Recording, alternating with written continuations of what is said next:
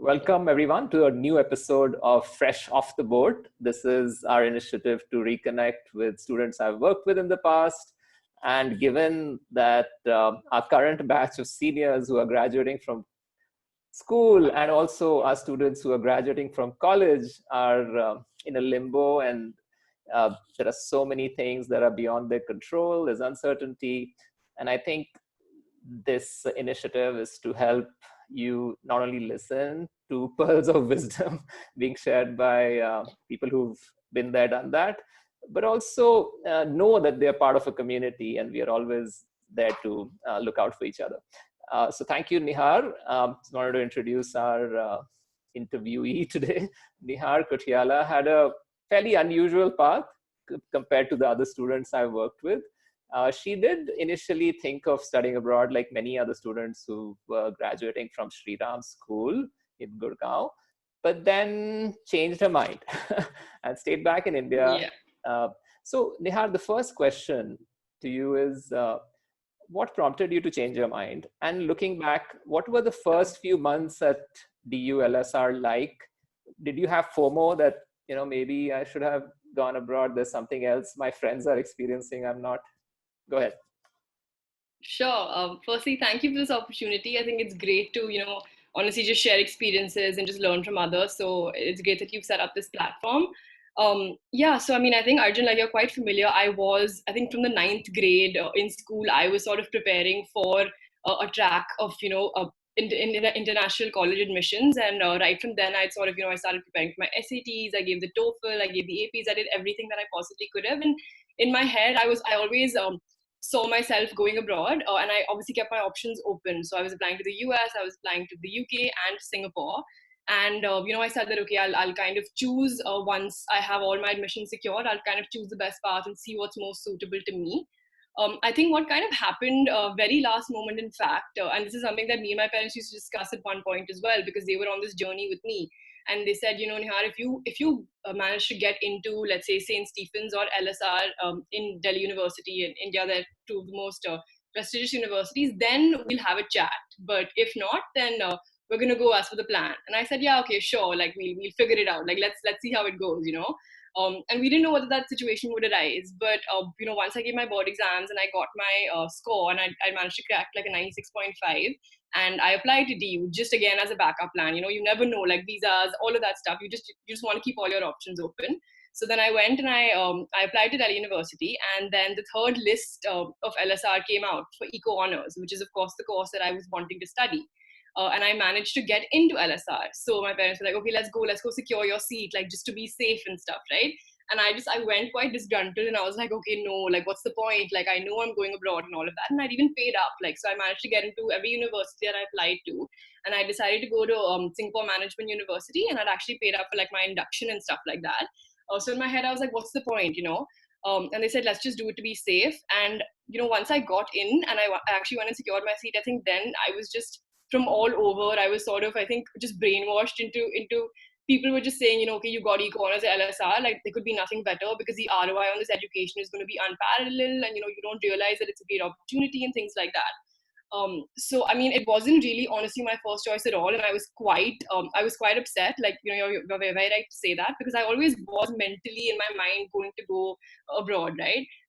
So I think I just kind of took my parents' advice, and I said, okay, you know what, let's try. And also because DU was starting a couple of months before, right? It typically starts in like June, and everything else starts in August.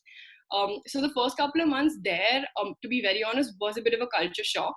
Because it's an all girls university, and going from a school like Shri Ram to going to Delhi University, which is a lot more. I mean, it's amazing, but of course, it's a lot. The infrastructure is very basic. It's a girls' college.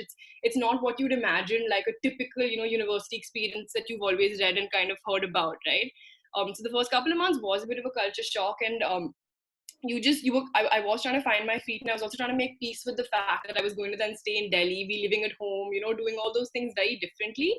So the first couple of months for me there were, I was quite I was in my shell. I was just a little disappointed. I was like, okay, like am I really going to be doing this and things like that? And I would have like arguments about why I chose to do this and all of that stuff. But I think once a little bit of time passed, and I actually I actually saw the things that were happening at that institution, the kinds of, the kind of students that came there, firstly from all over the country, diverse backgrounds. I saw the kind of initiatives the university was taking, the kind of clubs, societies, and all of that stuff that it had. I kind of realized, I said, you know what, like university is different no matter where you are. You have to take the plunge and you have to make the effort yourself. No one is going to come and kind of give it to you on a platter like in school, right? Where people are constantly pushing you and are constantly wanting you to do that. So the minute I think I kind of started focusing on things outside the academic curriculum and started focusing on the extracurriculars, focusing on the kinds of people I could connect with, the projects I could be part of, is when I actually started loving the place. And I kind of, I just came into my own. I got a lot more confident. I made some great friends. And I think that's when I said, okay, you know what, like, this is pretty great. Like, it's, yeah. So I did have FOMO. Like, I saw a lot of my friends going abroad, but I think I was also just so busy trying to like find my place and doing everything I could that I just kind of channeled that out. Okay, so I think in the course of our call, we'll also discuss certain advantages of just building your network in India, being in LSR, Yep. being in sort of the premier institution in Delhi University, has those advantages as well.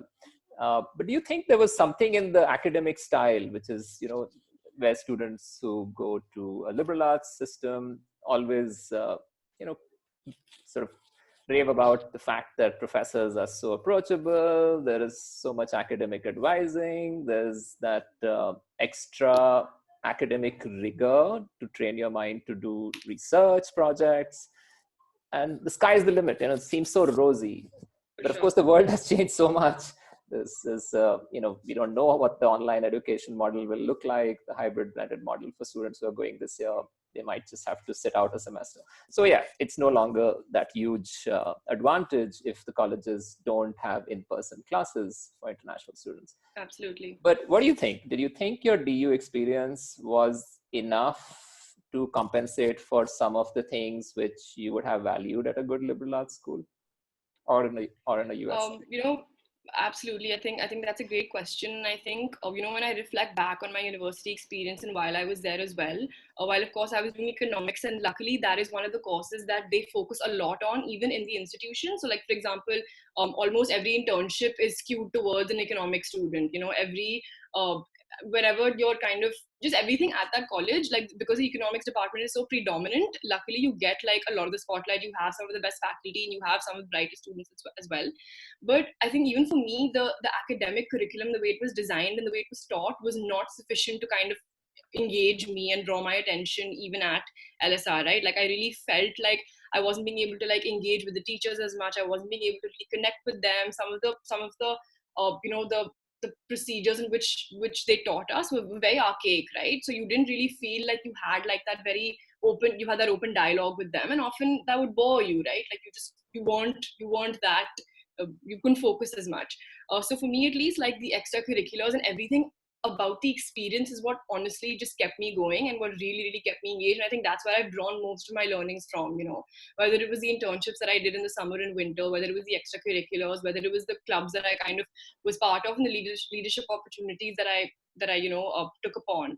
But I think for people who are looking to study the arts, and subjects that are a lot more contemporary and stuff like that, I think a liberal arts education definitely opens up a lot more possibilities, and honestly you just discover a lot more about yourself as well. Which is why even my sister, for example, she went to Ashoka University, which is liberal arts, right? And that's one institution that's come up in the past couple of years where I just saw myself, the curriculum was so different. It was so much more creative. It was so much more collaborative. So that is definitely something that DU lacks, and they do need to focus a lot more on experiential learning, on collaborative projects, on Yeah, so that was opinion actually oriented going to be my classrooms. next question. Yeah, so that was going to be my next question. How do you see, like, Right. given the opportunity now where DU can do something which is disrupting that whole study abroad uh, desire of so many families, because they would want to reconsider their options. Right. Do you think, what are the few things they could do to make an LSR experience a lot more creative, collaborative, and not too many, but reimagine a bit of that, maybe? Right. No, for sure. I think right from the onset, I think this is the time when I think everyone around the world, no matter where you are, is really having to step up and really having to kind of provide value to people in different ways than they would have earlier, right? Whether it's like getting on a digital platform, or whether it's being able to just be connected virtually, right? Because Mm-hmm. physical human interaction is not possible. I think LSR and DU, they have miles to go in the kind of progress that they need to be making, from like I said as well, right? Experiential learning, just like everything can't be about like textbooks, and everything can't be about like just bookish learnings and then exams focused on that. So they need to definitely change a lot more of like their teaching styles, and just just I think be able to engage people more in different ways. They also need to focus a lot more on technology, which is of course severely lacking. They don't really use like any online tools for that matter. Like everything that you learn in a classroom is still on like a board. It's still through your textbook. You're still taking notes in your diary. There isn't really any module you can go back and refer to or anything like that, right? So they obviously have a long way to go there as well. And I'm sure even the extracurriculars have to, and that's up to the students as well, right? The students also have to be able to kind of keep things going online, and ensure that they themselves are not missing out on those opportunities just because of the situation right now, which is impacting everyone. So yeah. Great. So we're going to switch gears and talk more about work and how first at InBev and then now at Adidas. How did Yeah. you assume this role and figure out that marketing, brand management was something you could be good at? It just doesn't happen Right. overnight. Yeah, I think, so like right from when I was, I think, in school, I think for me, I always, the reason that I kind of committed at least half my summer and winter vacations to doing an internship is because I wanted to almost use like the process of elimination to figure out what I didn't like, to then kind of move towards what I did like. And I think that's something that I'm very grateful for. Although some of those decisions may have been premature in hindsight, at least I got an understanding of what the environment was like, and what people were so busy doing all the time.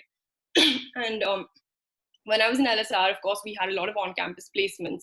And fortunately or unfortunately, a lot of the companies that would come to campus would be focusing on students from like business studies and economics and math and stuff like that, right? So that almost became like a criteria for a lot of them. So AB and Bev is one company. When they came to campus, they automatically just like grabbed my attention. It's one of like the largest FMCGs in the world now. They've got some of the most creative, progressive brands, although they're beverage brands. Budweiser, Corona, Hoegaarden, those brands are doing amazing work. And the company's of course very successful. So when they came to campus, the energy that they brought, and just the people that I got to interact with, it just seemed, I just felt like I would be a really great culture fit for an organization like that. And they actually came to campus to hire for a global management trainee program, which they run across the world. And in India, it was the first year that they were actually launching that program. And it was the first year that they were hiring undergrads for that program, because they would typically hire MBA students. So we got really, really lucky that ours was the first batch that they were hiring undergrad students for. And this program was an 11-month program where they chose 12 students from across the country. And for 11 months, you would work across different verticals of the organization for a month each. After which, you would be evaluated basis like your work. And of course, you would give your preference on what vertical you like the most. For me, marketing just automatically was something that I just enjoyed that the most. I think I was able to like add the most value in like a very short span of time.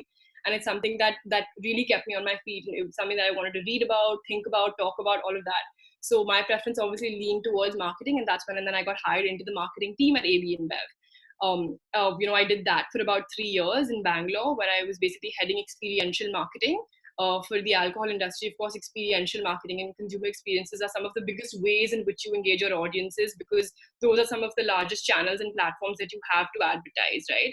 A lot of things, because of the law, unfortunately, you can't do, for example, e-com and digital. Like, you do have laws there, so consumer experiences becomes like something very relevant. So I did that for 3 years, learned a lot. I think it's a fantastic organization.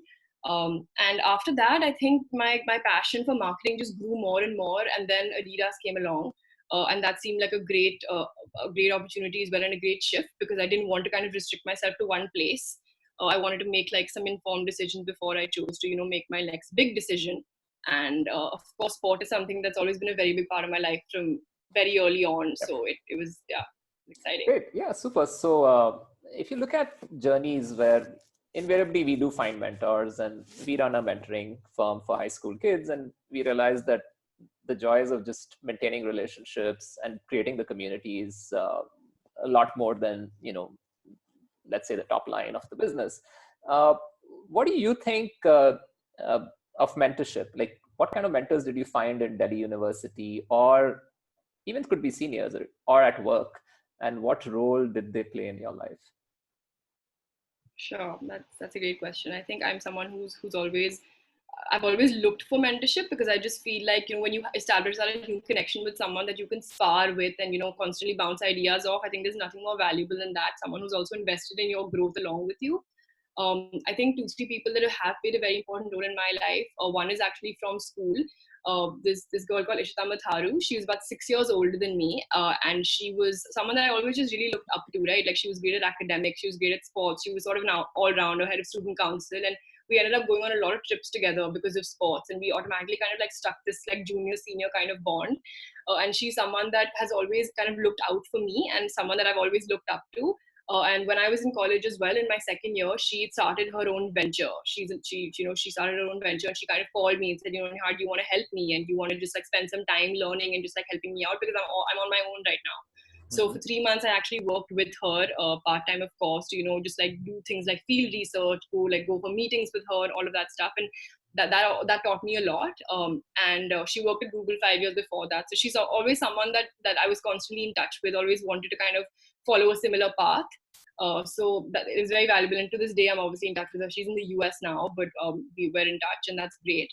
The second person that played a very important role is someone who's at my first organization. In fact, his name is Vineet Sharma. He was the brand director for Budweiser, which is like the biggest brand in India for the company right now. And I think in my 11-month stint at the company, because like I was working closely with him, he's someone that I just he's someone that really was invested in, like, new talent coming in, and genuinely just wanted them to learn, and was also okay with them faltering, but someone that you felt very comfortable approaching and talking to just about anything, and someone that gave you very open and candid feedback, but in a very friendly way that kind of didn't intimidate you.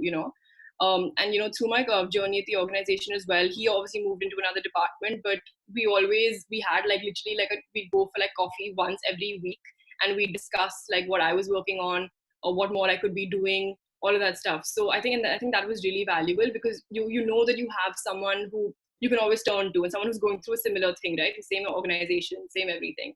So that's the second. And the third would definitely be my dad. I think he's been someone that has always kind of pushed me to like stay out of my comfort zone right from when I was a child. Like, don't be scared to try new things.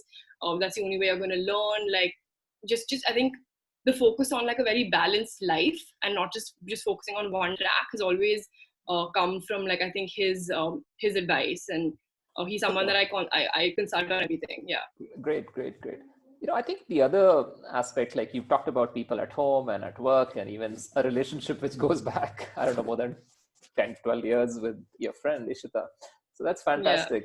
Yeah. What do you think people and students who are listening in and would get a sense of your field, which is marketing, brand management? What do you think are the steps, if there are any, to do well in marketing, brand management? And what is the average day in the life of Nihaar at Adidas? Okay. Well, I think there's no one playbook, but I think it's very important, like for people to start thinking about this, right, from early on, because it doesn't just like kind of fall into your lap. It's something that you have to be closely kind of connected to. So if it's something that you think would interest you, you should take some interest in maybe like reading about these things. There's enough information online as well if you want to just understand what brand management is about. And of course, once you get into it, there's nothing like practical on the job learning, right? Like, I didn't know anything about marketing before I actually went into an organization. And that's when I realized that practical experience and on the job learning is going to be a lot more valuable than anything you're going to study in theory first. So if someone is looking to do something like marketing, I definitely would say that, getting some experience before you decide that that's what you want to do is super important. Like, I wouldn't advise just going to study something like that before you've actually done it, because there are also different facets of marketing that you could realize that you love, right? It could be the creative side of things, it could be the analytical side of things, it could be things like working, it could be things like partnerships and sponsorships and networking and just being in that space. So I think marketing it's a very broad term, but I think it has so many endless possibilities, and that's what I'm slowly discovering as well. My two experiences at AB InBev versus Adidas have been so different, just because the two brands have completely different channels of marketing, right? So that's something that people should know as well. And yeah, I think it's a great space to be in, and there's just so much opportunity right now. Super. Of course, the world going online, and even you never know when restaurants and pubs would reopen or open in a different way with social distancing norms in place. Are there any talks about that? Like, are there scenarios being played out that what could be the best case scenario? I mean, other than the fact that we can go back to huddle in big crowds and all that, what do you think will happen? You mean To like pubs and from the restaurants and company that I etc. okay, No, to in pubs terms and of, restaurants? yeah. I think, I think we're all in uncharted waters right now, and it's really difficult to say what's actually going to happen to public places, because even if those places open up, people are still going to be wary, right? It's about the fear that you kind of have inside your head. While something could open up, you don't know whether you want to be the person that goes there and kind of risks so much. So I think we'll just have to see how this plays out. I think luckily our country, we took an early call and early decision to go on lockdown before things got extremely out of hand. So I think as long as we kind of just follow what's being told, and luckily hopefully things will be able to open a lot earlier. But that being said, of course, a lot of businesses that rely on places like that will have to think very, very differently. They will have to develop and even transform in even for progressive ways sports that as they do well, things. right? Many of the Of course, the stadiums might not have the same rules applying for stadiums audiences. might not have the same rules. Malls are probably not going to open up for a while. So retail and Right. like brick and mortar stores are going to be a real challenge for a business like this. So we're also really, really focusing on getting a lot of growth from digital channels and e-com, and working with newer partners and things like that. Sure. So I think your role becomes even more important now than ever. I did read a post about stay at home, stay fit, and things like that. Uh, do you Yeah, think, how do you engage audiences online across platforms in a meaningful way? What right. is the mantra for Adidas at this point? Let's just say. I think both internally and externally, like the organization has been, it's been so positive. Like they've just kept their employees engaged to the point where we literally have, where we're constantly connected, we're constantly having to reflect about things, share experiences, and all of that. So they've also given us a lot of activities along the way to just keep people busy, but keep people thinking about sport and thinking about like what our ambition is. But externally as well, we realize that like right now, for example, while businesses might be absolutely zero, we have to be there for our consumers, we have to be there for our audiences. And what do our audiences expect from us, right? We are a fitness brand, we are a sport brand. The least we can do is keep people positive, let people know that they should continue to stay physically fit and active as much as they can from home, because that's generally something that's good for your health and good for your immunity, and it's something that generally releases like happy hormones that could just keep even your mental state of mind a lot better. So while we know that you can't be marketing products and running campaigns right now, there's a lot that you could do organically just by the network that you have, by creating content for people, advising them on what they could do, conducting meaningful sessions. For example, today we have a live session that we're going to conduct live on our Instagram about positivity and the impact of that on your body and mind, because we realize that it's about holistic fitness right now, not just physical fitness. So we're just trying to find creative ways to keep people engaged and just be really relevant in their minds.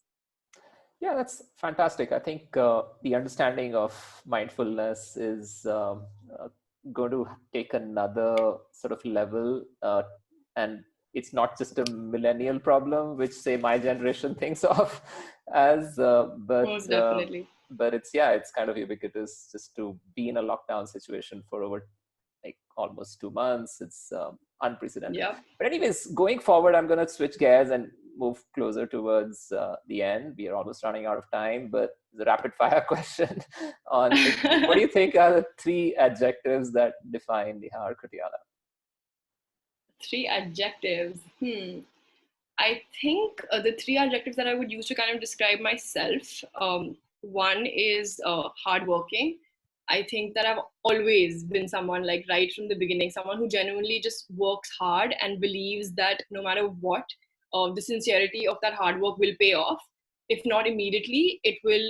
It's ultimately going to teach you to do things the right way, because you've done them yourself and you've done them the right way. So the credibility that holds, I think, is really high. So that's one thing. I think the second thing is collaborative. I think because again, I've been a sports person back from school. I think that it's been ingrained in my personality, and I think I just love working in teams, and I love working with people, and I love it when like a team wins together. Like I think the joy of that is like it just so there's so much satisfaction in there. And I think the third thing I think would be creative. I think that my mind is constantly just like thinking and just wanting to churn out like new ideas and creative solutions. And I think that's also why marketing struck such a chord with me, because I believe that that's one place where you genuinely the sky is the limit, and you can there's nothing everything's subjective, right? And creativity is just what thrives. Yeah, just listening to you, it seems that you'd be a great team player as well as team leader. Do you get a chance to even lead teams at the level you're at? You have people reporting to you, or it's still very flat?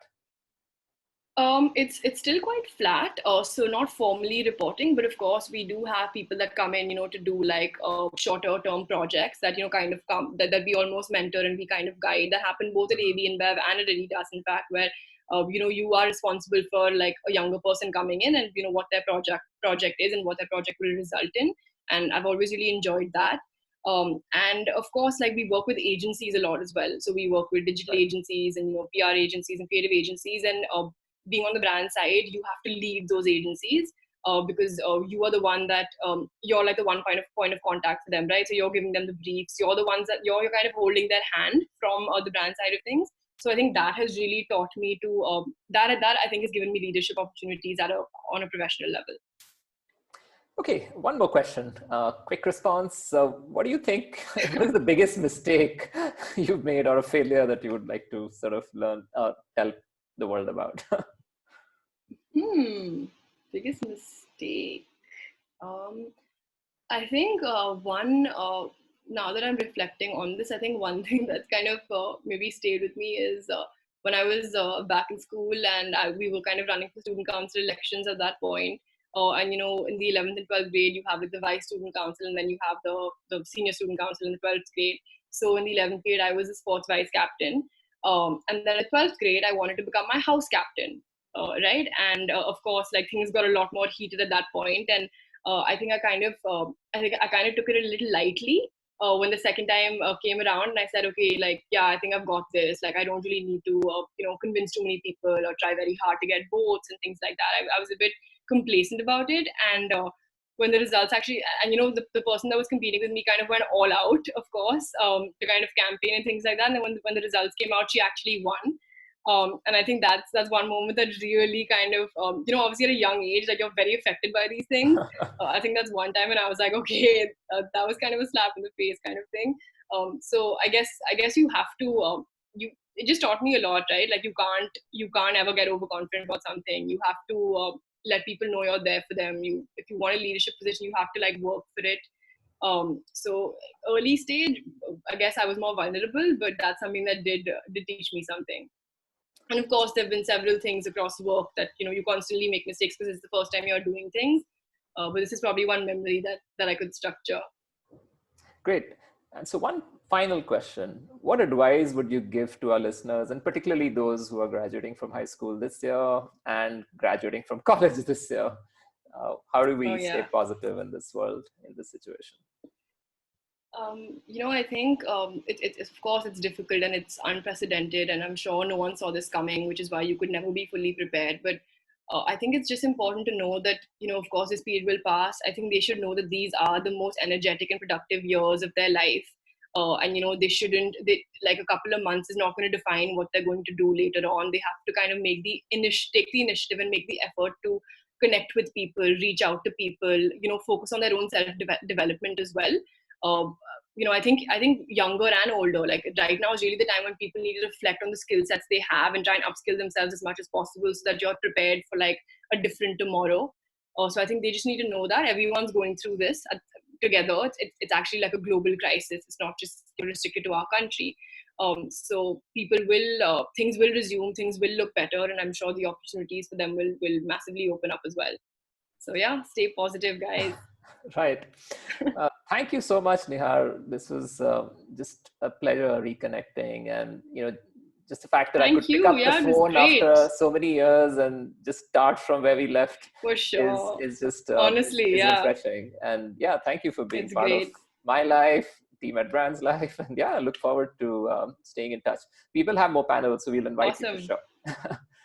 For sure. Thanks a lot, Arjun. This was great, and I hope people benefit from this little discussion that we've had.